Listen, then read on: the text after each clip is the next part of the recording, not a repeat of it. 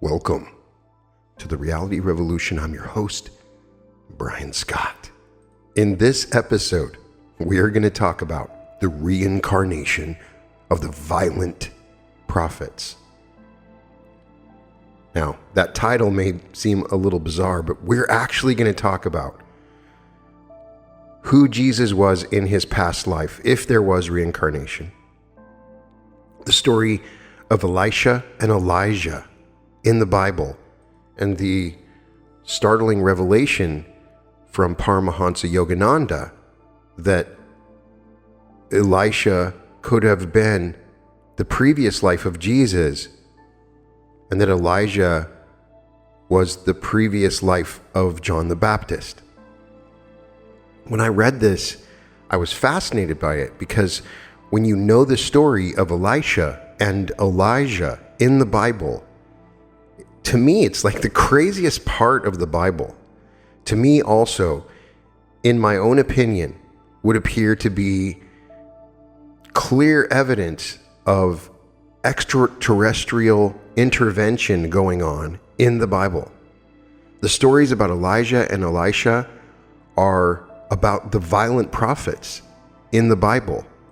When I first read the Bible, I was shocked at the story of Elisha.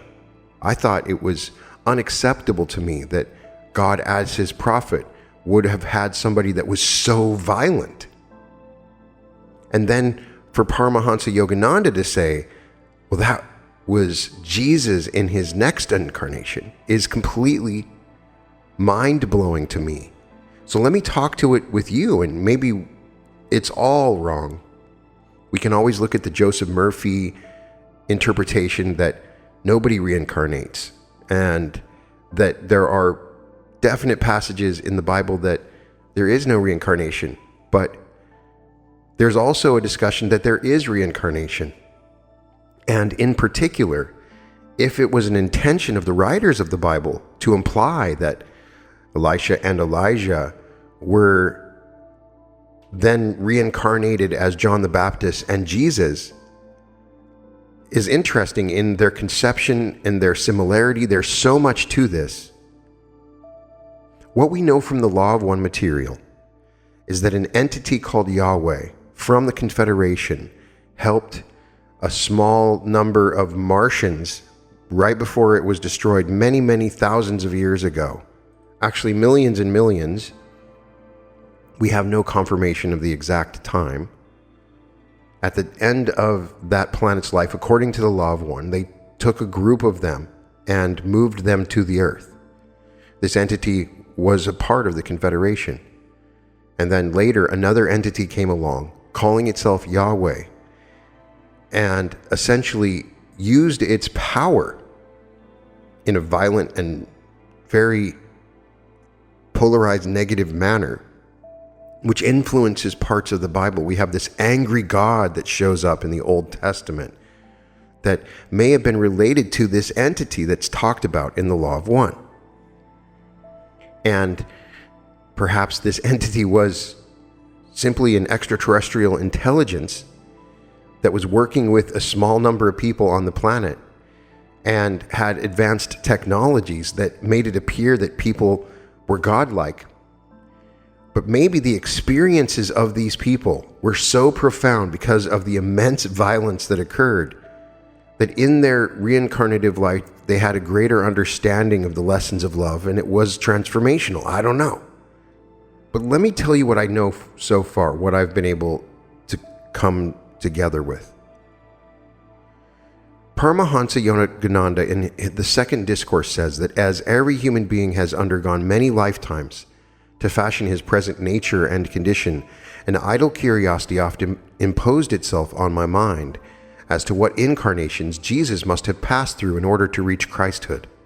And an ordinary, materially minded man's consciousness is limited to the satisfaction of hunger, thirst, and minor necessities of the body, including gratification of desires. An intellectual man spreads his consciousness to explore the stars or the deeper regions of the secret caves of wisdom connected with the mind, life, or surroundings of human existence. A spiritual man, by many lifetimes of meditation and by extending his love to all, unites his consciousness with the all-pervading Christ consciousness. Therefore, Jesus, the man, must have lived through other incarnations of human schooling and meditation before he reached his expanded, exalted state as Jesus the Christ. Now, what we know from the law of one material is that the entity known as Yeshua, who is referred to in the Bible as Jesus the Christ, had moved into fourth density and returned as a starseed or wanderer for this particular purpose. Why would they return? Well, the story of Elisha and Elijah may explain that. Yogananda goes on to say that over the years I made deep researches in spirit to ascertain the outstanding previous incarnations of Jesus with little result. Yogananda explains that God keeps tightly closed the mystery door that closets a soul's past lives, lest undue and irrelevant attention be focused on former glories or disastrous errors, rather than on the merits of the here and now. Nevertheless, glimpses he does vouchsafe when the purpose is beneficial. So one day Yogananda, who claims he was set in absorbed contemplation with the Christian Bible in his hands, deeply prayed, "Father, tell me who was Jesus Christ before he came to earth in that incarnation." In unexpected instancy, the Father's silent, omnipresent voice became manifest in audible words, "Open the Bible." Yogananda explains that he obeyed the divine command, and the first verse on which his eyes fell was 1 Kings 19:19. The verse was, "So he, Elijah, departed thence, and found Elisha the son of Shaphat, who was plowing with 12 yoke of oxen before him, and he with the 12th. And Elijah passed by him, and cast his mantle upon him." Then Yogananda remembers what Jesus had spoken of John the Baptist, saying, "But I say unto you that Elijah is come already, and they know him not." Then the disciples understood that he spake unto them of John the Baptist, Matthew 17:12-13. It was Elisha, incarnate as Jesus, who could recognize his master in John the Baptist from their past association as Elijah and Elisha. In many places, as will be shown, Jesus made significant references to John the Baptist and showed deference to him when Jesus asked to be baptized of him, when he extolled John as the greatest of prophets born of woman, which included himself, when Jesus was transfigured on the mountain and Moses and Elijah appeared, and when afterward he identified Elijah as John the Baptist. Both John the Baptist and Jesus, in their former incarnations as Elijah and Elisha, had found complete liberation. Who Jesus was before he was born as Elisha is not important, for it was in that incarnation that he attained the supreme goal. By divine appointment, Elisha was perfected through Elijah, who cast on him his mantle of spiritual realization. The hand of the Lord was on Elijah, 1 Kings 18:46. And God directed Elijah to initiate Elisha. And the Lord said unto him, "Go, return on the way to the wilderness of Damascus, and when thou comest, Elisha the son of Shaphat of Elbemeholah shalt thou anoint to be prophet in thy room." 1 Kings 19:15-16. Thus did God distinctly appoint Elijah to be the guru of Elisha, the guru of gurus, the supreme preceptor, always designates the channel through which the disciple shall receive instruction and liberation. Elijah, finding Elisha plowing with the 12 yoke of oxen, is significantly symbolic, since Elisha later, as Jesus, was to plow the hard soil of human consciousness with his 12 disciples to bring forth a harvest of divine wisdom and salvation in many souls. By this incident did God indicate to Elijah the future remarkable world mission of Elisha, and that he was chosen for this divine dispensation because he was an extraordinary disciple. To cast a cloth mantle on another has no transforming power in and of itself, but the casting of a master's garment of self-realization over the consciousness of an advanced disciple is the baptism by the Holy Ghost. Having received that initiation from Elijah, Elisha, without word or argument or persuasion thereafter, faithfully followed his guru. When it came time for the Lord to end the earthly incarnation of Elijah, the great prophet said to Elisha, "Ask what I shall do for thee, before I be taken away from thee." And Elisha said, "I pray thee, let a double portion of thy spirit be upon me." And he, Elijah, said, "Thou hast asked a hard thing. Nevertheless, if thou see me when I am taken from thee, it shall be so unto thee. But if not, it shall not be so." And it came to pass, as they still went on and talked, that behold, there appeared a chariot of fire and horses of fire, and parted them asunder. And Elijah went up by a whirlwind into heaven. And Elisha saw it, and he cried, my father, the chariot of Israel, and the horsemen thereof. And he saw him no more. And he took hold of his own clothes, and rent them in two pieces. He took up also the mantle of Elijah that fell from him, and went back and stood by the bank of Jordan. And he took the mantle of Elijah that fell from him, and smote the waters, and said, Where is the Lord God of Elijah? And when he also had smitten the waters, they parted hither and thither, and Elisha went over. And when the sons of the prophets which were to view at Jericho saw him, they said, The spirit of Elijah doth rest on Elisha. And they came to meet him, and bowed themselves to the ground before him. Here one could argue you have clear examples of extraterrestrial influence involved when you have chariots of fire and horsemen thereof, meaning that entities that look like horses or chariots, or a chariot, and oftentimes just could be a spaceship of fire, had come down, and some sort of technology was able to split the waters because he had used this same technology with Elijah. That's one interpretation, certainly a possibility. And what does 2 times the Spirit mean? So it was that Elisha, as Jesus, came with a double portion of Spirit to bring salvation to many disciples, as well as to conquer by all-forgiving divine love when supremely tested with crucifixion. Elijah and Elisha both had performed many miracles and were able to heal the sick, to produce abundance from a little food, and to raise the dead. Therefore, in accordance with the law of karma, Jesus possessed great powers even in childhood as a natural endowment from his incarnation as Elisha. As Jesus imbued life into the shell of his dead body, spiritualizing and immortalizing it, so even the decaying bones of the departed Elisha retained life-reviving power. And Elisha died, it says in 2 Kings 13:20-21, and they buried him, and the bands of the Moabites invaded the land at the coming in of the year. And it came to pass, as they were burying a man, that behold, they spied a band of men, and they cast the man into the sepulchre of Elisha. And when the man was let down and touched the bones of Elisha, he revived and stood up on his feet. The soul of Elijah, after converting his physical body into luminous astral energy and ascending to heaven in the whirlwind of a fiery chariot, remained in the astral land to be timely reincarnated as John the Baptist, to witness for the divine mission his disciple Elisha, reincarnated as Jesus, was preordained to fulfill. Elijah and Elisha, both being one with spirit, were spiritual equals. Yet Elijah, returning as John the Baptist, humbly took an insignificant part in that incarnation, just to see and support his reincarnated disciple Jesus, who came with a double portion of spirit to fulfill God's wish that he play an eminent role in revolutionizing the spiritual destiny of man. Both Jesus and John were fulfilling the will of God. It is natural that Elijah, being the master, wanted to be on earth to witness and be the one to prepare the way for his disciple to carry out his divine dispensation and be glorified as a savior on earth.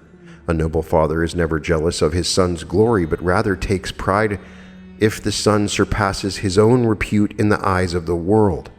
And though John played a lesser part, his ordeal of iniquitous imprisonment and beheading for the sake of truth was no less than the tribulation of Jesus on the cross. God's plan was in evidence from the moment of conception of these two souls in the wombs of their earthly mothers, embodying them for their incarnations as John and Jesus. Even when still in the womb, their spirits recognized one another and communicated their everlasting fealty and love. Advanced souls who have broken the cycles of compulsory incarnations do not have to undergo the ordinary experience of oblivion that disconnects one life from the next. If they choose it to be so, their ever-awake souls can retain their continuity of consciousness throughout the sequence of death, afterlife, and rebirth, even in the mother's womb. That's a pretty amazing revelation from Paramahansa Yogananda, who by himself is an amazing spiritual teacher that has inspired and helped so many people with his teachings. And I'm telling you, the Second Coming of Christ, the book written by Paramahansa Yogananda, is an absolute revelation in some of the things that he talks about. Check out my previous episodes where I talk about Paramahansa Yogananda and his history and his teachings. I have great respect for him. So I got to thinking, wow, so Jesus was Elisha, Elijah was John. What does that mean? Because if you read the story of Elisha and Elijah, they were the violent prophets. Now, violent prophets are a part of the Bible. There's a history of violent prophets. It's a fascinating part of the history and story in the Bible. If we take what Neville Goddard says, then we know that all these characters are ourselves in different states that you can enter into.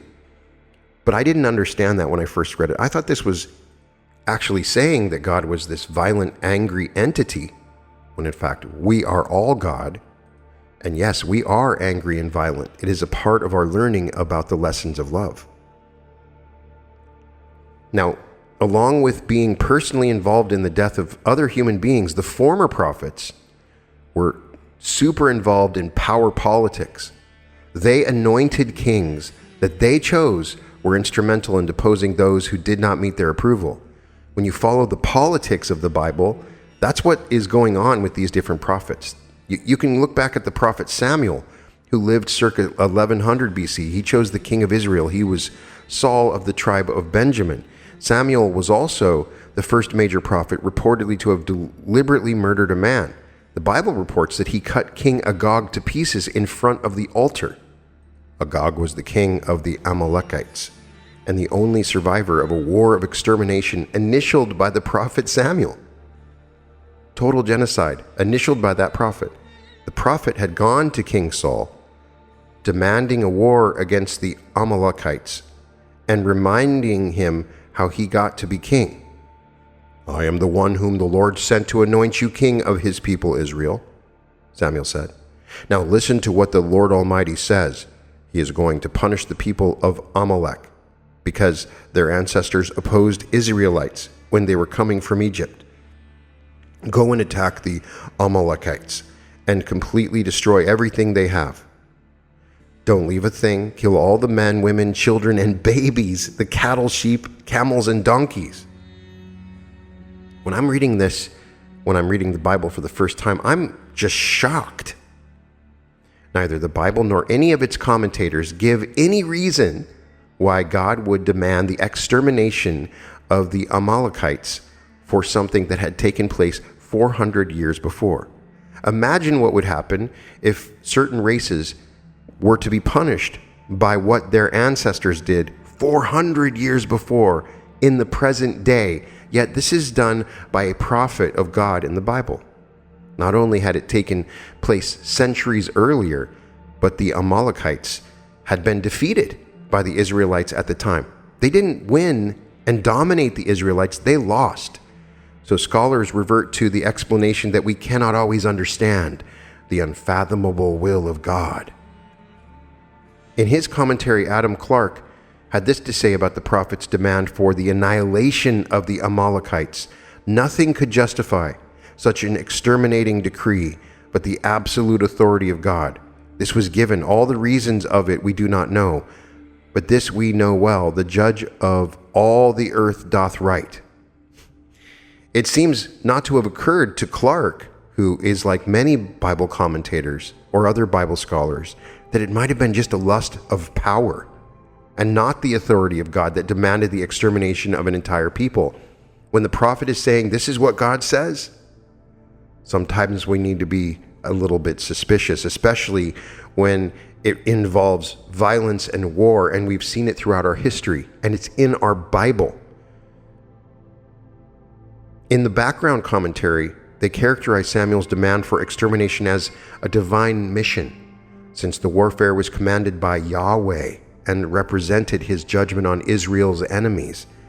The Israelites were on a divine mission with Yahweh as their commander, since it was his, not theirs, and he was the victor. The spoil belonged to him. God had singled out the Amalekites for destruction because of their acts against God's people 400 years before. Wow. So I just am bringing this up in reference to the violent prophets.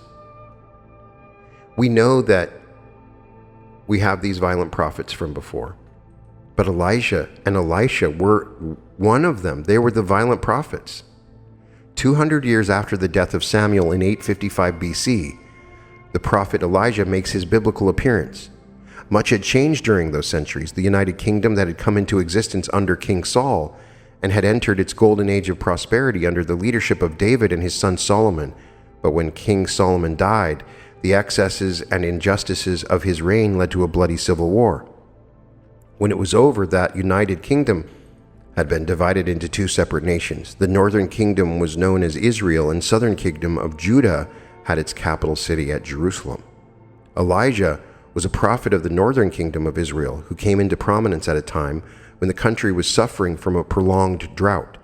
The prophet told King Ahab and his wife Jezebel that this disaster had come upon the nation because they were allowing the people to sacrifice to both Yahweh and Baal. So he proposed a contest in which the god represented by the winner would be the only god and the people would be allowed to worship. The challenge was accepted. Now, I refer you to the episode on the Children of the Law of One as discussed by Edgar Cayce. In that episode, I go over channelings from Edgar Cayce where he's going over reincarnations of himself and others that mentioned there was sort of two movements. There was a group called the Children of the Law One, and then there was this group that were the children of Baal and then the followers of Baal. So Baal sort of represented the negative polarity at that time, at least as we understand it from Edgar Cayce. The people of Israel, the prophet and the priests of Baal, they sort of gather together on Mount Carmel, where Elijah tells them to make up their minds. If the Lord is God, worship him. If Baal is God, worship him. But the people could not make up their minds, so it was necessary to go on with this sort of competition. 2 bulls would be killed, one for Baal and one for Yahweh. They would be offered as a holocaust, but no one could light the fire that would consume them. The fire had to come from their God. For several hours, the 450 priests of Baal prayed for fire from on high. What does fire from on high mean? Could it mean some sort of advanced technology like a laser or weapon system on high that is shot to destroy the bull, right? But they couldn't do it. So, in spite of their frantic petitions, nothing happened. Then it was Elijah's turn. Answer me, Lord, answer me, so that this people will know that you are God and that you are bringing them back to yourself. The Bible says that the Lord sent down fire and burned up the sacrificed animal. The people immediately proclaimed their allegiance to Yahweh and to his prophet. So all the people that were following Baal, they said, "We're wrong. We follow you, Yahweh." No sooner had they done so than Elijah told them to round up the 450 priests of Baal. This is after they had all said, "We give our allegiance to Yahweh." And then the people seized them all, and Elijah led them down to Kishon Brook and killed them all. So Elijah kills 450 priests of Baal. Were these evil sorcerers? Was there something about them that justified their death, all 450 of them? Christian scholars choose not to comment on the moral implications of the prophet as mass murderer. Instead, they endlessly debate the question of how many people he personally could have killed. There's general agreement that Elijah probably didn't kill them all himself because of the logistics involved. They also agree that the slaughter was necessary because it was immediately after this act of impartial justice that the rains came and the drought ended. This is seen as a vindication of and a reward for the massacre. So there wasn't weather control systems by some other intelligence that followed afterwards? Like the people of Israel, King Ahab had also turned against the priests of Baal when they lost the contest, but his wife Jezebel was neither impressed nor convinced by the display of power on Mount Carmel. She sent a message to Elijah, "May the God strike me dead if by this time tomorrow I don't do the same thing to you that you did to my priests." Elijah was afraid and fled for his life. This biblical prophet that had the power of God behind him was afraid and fled for his life. Now, side note, although the princess is nameless, John the Baptist was beheaded by the order of Herod Antipas, and it was in regard to this interplay between Herodias and her daughter, who remains nameless. The daughter had asked for a gift of John the Baptist's head because they were complaining at the time. So I've always wondered if perhaps Jezebel reincarnated as Herodias' daughter and was involved in John the Baptist's death. Because when we read about Elijah, he was also enemies with this Jezebel. And although it seems strange that a man who had just commanded power from on high would be afraid of the woman whose God had been defeated, Elijah stayed in hiding for a long time. And during that time, he said, he received further instructions from the Lord. The prophet said God told him that Jehu, one of King Ahab's soldiers, was to go to war against Ahab, kill all the king's descendants, and become king of Israel himself. But Elijah was getting on in years and feared he might not be around long enough to engineer the bloody coup. So he named a successor, Elisha, son of Shaphat, who would make sure that the massacre took place. Elisha was a good choice for the job. Violence came easily to him. The Bible recounts an incident that shocked me when I read it the first time. Elisha went up to Bethel, it says in the Bible. And as he was going up by the way, young lads came out from the city and mocked him and said to him, "Go up, you bald head. Go up, you bald head." Sort of making fun of his bald head. When he looked behind him and saw them, he cursed them in the name of the Lord. Then 2 female bears came out of the woods and tore up the 42 lads of their numbers. It is not only the ancient scribes who found this gruesome story acceptable and indicative of God's favor. Modern scholars also affirm the incident. They speculate that the boys were mauled to death because the prophet Elisha was God's representative. So the youths were actually being disrespectful to God. These commentators find it reasonable that the boys had to die for not giving God the proper respect. They promulgate this viewpoint, although the Bible itself forbids retaliation that exceeds the original provocation. Based on nothing but conjecture, other religious teachers suggest that the young men had previously been in the woods and had killed the cubs of the she-bear. If this conjecture is correct, the bear was prepared by its loss to execute the curse of the prophet, and God's justice guided the boys to the spot where they encountered Elisha to execute the curse of the prophet and God's justice. The kind of rationalization that approves the death of 42 disrespectful boys also approves the subsequent slaughter of all of King Ahab's descendants. Elisha told Jehu that he was God's choice to be the new king of Israel, and also told him that there was a condition to that appointment. It was the condition set by the now deceased Elijah. "Jehu, you are to kill your master the king, that son of Ahab, so that I may punish Jezebel. All of Ahab's family and descendants are to die. Get rid of every male in his family, young and old alike." This is a command being given by Elisha, who reincarnates as Jesus. Can you imagine Jesus giving the command to kill every male of a family because his former prophet was disrespected by Jezebel? Jehu carried out the prophet's order, and 70 descendants of Ahab beheaded. Their severed heads were placed in baskets at the city gates. This is straight out of Game of Thrones. After killing everyone of royal blood, Jehu, with the prophet Elisha's blessing, went on to carry out a massacre that was truly worthy of the name. Jehu put to death all the other relatives of Ahab and all of his officers, close friends, and priests. Not one of them was left alive. That's like in the movies when the gangsters say, "I'll take out your whole family." That kind of revenge, justice being invoked by the prophet Elisha, who Paramahansa Yogananda says is the previous incarnation of Jesus. A modern religious textbook comments on this massacre. Apart from the faultiness in his motives, the deeds recounted up to this point fall within the letter of Jehu's mission from the prophet Elisha. This textbook and others like it excuse the horrific violence involved because they attribute it to the instrumentality of God. Religious leaders like Elijah and Elisha were continuing the rule of murder and the exercise of political power that had begun with the prophet Samuel.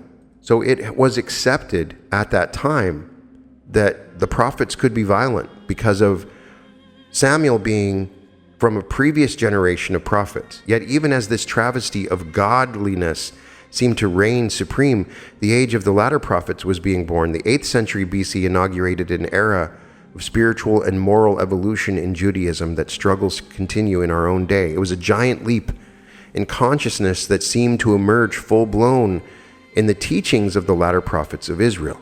Now, I can certainly do an episode on the non-violent prophets. By the year 800 BC, both Elijah and Elisha were dead, and within a few decades, you had the oracles of Amos and Micah and Hosea, Isaiah and Jeremiah.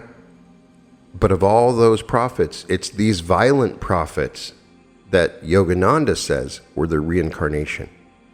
They had a mission to resolve the karma that they had created. You can see the karmic elements played out in their lives with an understanding of their previous lives. Also, I think the story of the 42 children is also a powerful story in understanding the God power. We've all cursed somebody under our breath. We turned around and said, "How dare those terrible people, those bastards," whatever.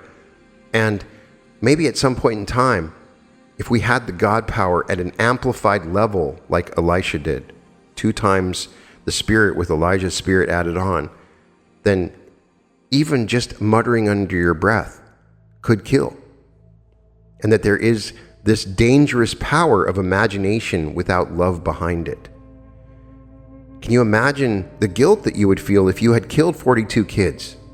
Why is there no discussion of Elisha saying, "I killed these 42 kids"? It had to affect him. Now, I think Elisha was given this power, and he started to learn about its effects and was given tremendous lessons on the power of love and its effects. And we have this interesting quote from 2 Kings 4:9 through 4:10, where there are some people that he would meet when he would go on his travels, and they prepared a small upper room for him when he came by, and we shall put a bed for him there, and a table and a chair and a lampstand. Whenever he comes to us, he will have the upper room, which I found to be symbolic, because we know about the upper room from Paul Selig. It's the highest place that you can go in third density in your body, the upper room. It has symbolic meaning when it's mentioned in the Bible with Elisha. Elisha goes to the upper room. Now, there are surprisingly a ton of similarities between Elisha and Jesus in the Bible. Their names have similar meanings. Elisha means God is salvation, and Jesus means Yahweh will save. Secondly, their ministries both start at the River Jordan. Elisha takes up the mantle of Elijah at the River Jordan and starts his ministry. Jesus is baptized by John at the River Jordan and starts his ministry. Elisha sees the heavens open and Elijah being taken up in a whirlwind, and then receives a double portion of the Holy Spirit. At Jesus' baptism, John sees the heavens open and the Holy Spirit descends on Jesus like a dove. They both raise a woman's adult son from the dead. Elisha raises the son of the Shunammite woman from the dead, and Jesus raises the son of the widow of Nain from the dead. They both feed large numbers with a small quantity of food. Elisha feeds 100 men with a few barley loaves, and there is food left over. Jesus, on 2 occasions, feeds 5,000 and then 4,000 with a few loaves and fishes, and there is food left over. They both turn a small quantity of liquor into an abundance. Elisha turns a small amount of oil into enough oil to fill every vessel in the community. Jesus turns water into huge quantities of wine. They both heal lepers. Elisha heals Naaman, the Syrian commander of leprosy. Jesus heals the many lepers in the New Testament. They both make things that should sink float. Elisha makes an iron axe head float. Jesus walks on water and enables his disciple Peter to walk on water. They're both betrayed for love of money. Elisha is betrayed by his servant Gehazi because Gehazi sees an opportunity to make money from betrayal. Jesus is betrayed by his disciple Judas because Judas sees an opportunity to make money from betrayal. They both give sight to the blind. Elisha first blinds his enemies, then restores their sight. Jesus often restores sight to the blind, and their death brings new life. Elisha's tomb was a place of resurrection. Raiders interrupted a burial, and the body was thrown hastily into Elisha's tomb. On touching Elisha's bones, the dead person came back to life. Jesus' tomb was a place of resurrection. He himself was raised to life and brought the promise of new life to all. At least that's what it says in the Bible. So you have all these similarities. It's possible that those who wrote the story of Jesus were using the stories of Elisha as a basis for their stories that we're telling in the New Testament. But there's clearly a link between those two. Now, Neville Goddard would say that we're all one being. That, of course, Elijah, all of us are the same being. And on a larger level, I agree with that. But there are also individualized portions of that one being that go through a journey of multiple lives at the same time. They can both be consistent. And I find it interesting that Yogananda writes about it after deep meditation, asking questions of God and being given that particular answer. So what does it mean that Jesus, somebody that we all look up to, even if you don't necessarily believe he was the Messiah, his teachings of unconditional love were incredibly powerful? Was his previous incarnation an inspiration or catalyst for the transformations that he made in his next incarnation? Did he need to experience that violence and the lessons of it? And why doesn't the Bible talk about the lessons of that violence? I don't care who you are, even if you're doing this in the name of God, and God tells you to do it, it would affect you emotionally if you were to kill a large number of kids. So Jesus killed a large number of kids by cursing under his breath in his past life. If this is true, which it may not be, but I find it interesting and it's worth exploring, and I would love to get your comments on this and what it means. There obviously are portions of the Bible that are distorted, and there have been times in our history in which God was used to declare a justification for violence.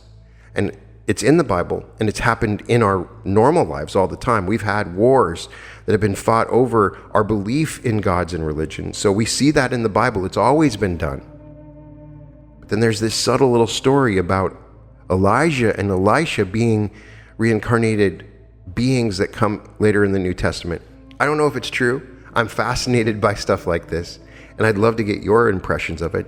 And who knows if we'll ever know, but I wanted to discuss it at least at a minimum. I'd love to know your story of the bears and what it means, and does it have symbolic meaning? Tell me, are the numbers of people killed, do they mean something? Everything is symbolic on many, many levels.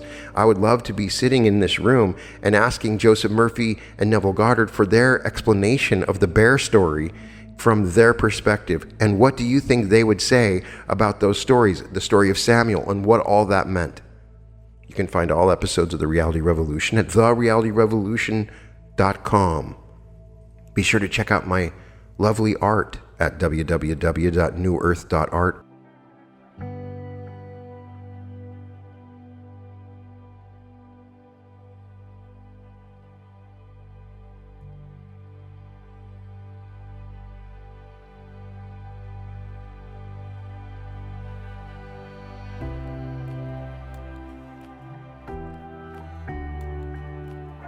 You can access these images to help you find true prosperity, large sums of money, true love, radiant health, and spiritual enlightenment. with unique portals into the new earth.